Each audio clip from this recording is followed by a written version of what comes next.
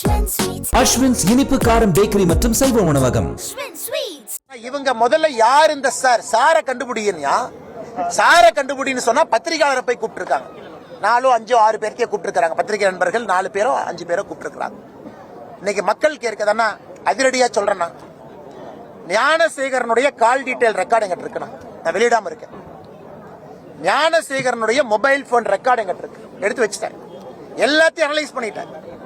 Gnanasekaran 23 December யார்கிட்ட பேசினா எங்கிட்ட இருக்கு ரெக்கார்டு. 24 யார்கிட்ட பேசினா எங்கிட்ட இருக்கு. அதிலே சில போலீஸ் அதிகாரிகளும் சம்பந்தப்பட்டிருக்கின்றார்கள். இவங்க வேலை எல்லா வேலையும் அண்ணாமலையே செய்ய முடியாதுன்னா நான் மோப்பனாய் கிடையாது. ஒரு வேலையும் நான் செய்ய முடியாது. யார் இந்த சாருங்கிறத முதல்ல நீங்க சொல்லுங்க. சிடிஆர் எப்படி எடுத்தீங்க? சட்டத்துக்கு புறம்பாத்தான் எடுத்தங்க ஐயா. உண்மைக்காக எடுத்தேன். எனக்கு சிடிஆர் எடுப்பதற்கு அதிகாரம் இல்லை. என் கையில சிடிஆர் இருக்கு. ஞானசேகரனுடைய கால் டீடைல் ரெக்கார்டு 1 வருஷம் கையில இருக்கு. யார்கிட்ட பேசினா, எத்தனை முறை பேசினா, 23ஆம் தேதி குற்றம் செய்த பிறகு யார்கிட்ட பேசினா, ஏன்னா 25ஆம் தேதி தான் எஃப்ஐஆர் போடுறோம். அதை எல்லாம் நான் ஒரு நாள் வெளியிடத்தான் போறேன். நான் வெளியிடத்தான் போறேன். லீக்கான எஃப்ஐஆர் எப்படி பத்திரிகையாளர் செல்போனுக்கு வந்துச்சுன்னா லீக் பண்ணவன் யாரு?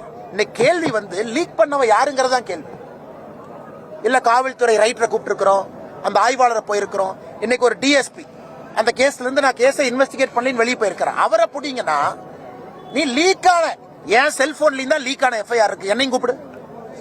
அந்த எஃப்ஐஆர் படிச்சுட்டு தான் நான் பேசினேன். எனக்கு அனுப்பிச்சது யாரு? எனக்கும் லீக் ஆகி போனா எனக்கு அனுப்புறாங்க. அதை பார்த்து தான் பொது வாழ்க்கையில் இருக்கக்கூடிய நீங்களோ நானோ அதை பார்த்து தாங்க பேச முடியும். எஃப்ஐஆர் படிக்காம நான் பத்திரிகையாளர் சந்திப்பு நடத்த முடியுமா? அதனால் மறுபடியும் இந்த எஸ்ஐடி அதிகாரிகள் மாநில அரசுக்கு வேண்டுகோள் வைக்கிறேன்.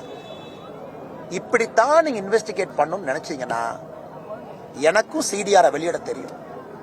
எனக்கு வெளியிட தெரியும். தமிழ்நாட்டு மக்களுக்கு 23ஆம் தேதி அந்த குற்ற செயல் செய்த பிறகு அவன் யார்கிட்ட பேசினா சொல்லுவோம்.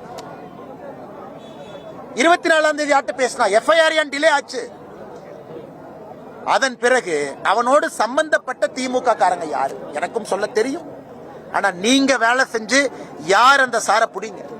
பத்திரிகையாளர் செல்போன்ல அது இல்லைனா தான் பத்திரிகையாளர் தன் வேலையை சரியாக செய்யவில்லை அர்த்தம். எப்படி நியூஸ் கொடுப்பீங்க வெளியே? ஆளுங்கட்சி எல்லாத்தையும் அறக்குறீங்க. நியூஸ் கொடுக்க கூடாது, வெளியே பேசினா கைது பண்ணுவேன், எஃப்ஐஆர் போடுவேன். எஃப்ஐஆர் லீக் பண்ணது ஒரு பத்திரிகையாளர்.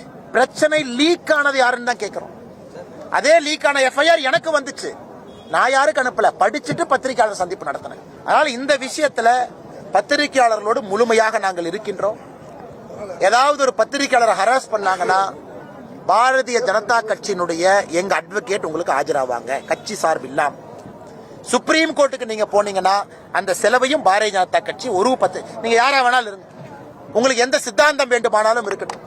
நீங்க ஆளும் கட்சி எதிர்கட்சி, ஆனா பத்திரிகையாளர் என்கின்ற ஒரே வார்த்தைக்காக உங்களுக்கு லீகல் சப்போர்ட்டை நாங்க பண்றோம். எப்படி உங்களை பிடிச்சி உள்ள போடுவாங்க?